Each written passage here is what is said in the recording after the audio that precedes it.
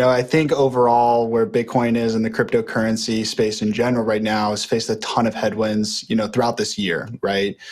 Mostly because of the bigger macro factors playing with interest rates and overall investor sentiment. It's really negative throughout this entire year, not just in cryptocurrencies, but also traditional asset classes. The AAII investor sentiment study came out, and really this is the most pessimistic that they've had since 1987 for their overall consumer and investor sentiment for this year. So it'll be very interesting to see. And a lot of that has to do with rising interest rates, making less risky assets more attractive than something like cryptocurrencies or a lot of the growth name tech stocks. So what's the long-term view versus the short-term view? I think the long-term view is very bullish in terms of, over the next 5, 10, 15, 20 years for cryptocurrency. And I think this is a wonderful opportunity for younger investors, especially looking to get into the space that have that longer-term price, time window and overall horizon for cryptocurrencies in general. I think the short term, it's going to be facing a lot of volatility, just given the fact that the Fed is expecting to raise interest rates more in the beginning of the first quarter of next year.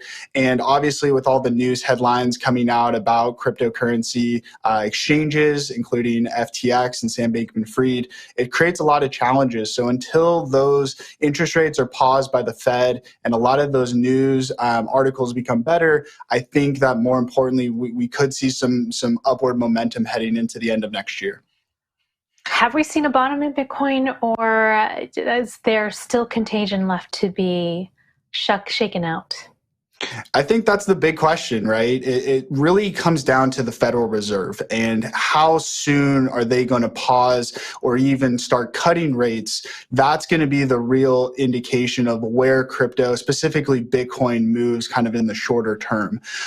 We've been hearing from Jerome Powell is that if sometime in the first quarter, they may look to be pausing rates after we reach another 50 basis points. But overall, it really kind of comes down to the Fed and what their plan is with the interest rate cycle. What do you think about CoinDesk indices finding that per unit of risk, it seems that Bitcoin is similarly in line with equities, even outperforming bonds? Is that something you would advise your clients?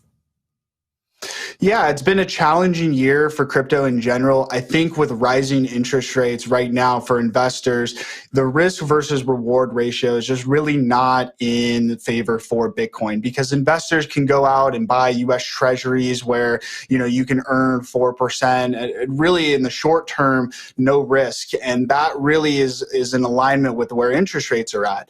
And until we see kind of that interest rate pausing, that's when I think investors will start realizing and focusing, hey, now is kind of the growth period. We're looking at the next business cycle once monetary policy is no longer tightening into this next cycle. And I think that's where the opportunity lies during these lower prices is getting in while, we've seen this correction all throughout this year and consistently dollar cost averaging given the volatility going on. But I think overall, this is the time period where investors can add a little bit, but is this the bottom? That's going to be in the hands of the Federal Reserve at this point.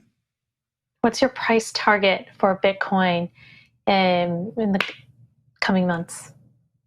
That's a great question. We don't really give price targets of where expectations would be. We thought that as an entire industry as a whole, Bitcoin would be at 100,000 by this point this year, right? And a lot of those price targets and analysis haven't come to fruition. So I think, in the short term, it's hard to tell. I think right now we're kind of consolidating at the 16,000 level. And again, what's going to be the upward or downward kind of direction is going to lie with the Fed. Maybe we kind of retest the early 20,000s by sometime next year, but that's really going to be the question is where interest rates are going to be at for next year, looking forward to 2023. So when you're considering your own clients and their risk reward profiles differing among different ages, what kind of portfolio allocation would you be recommending for them in terms of accumulating Bitcoin? Yeah, so in terms of accumulation, this is a great opportunity to dollar cost average. Now is not the environment where you want to be putting everything all into one asset at one specific time, specifically with crypto, just because there could be some more downward momentum that we see if interest rates continue to increase further than what a lot of investors are expecting.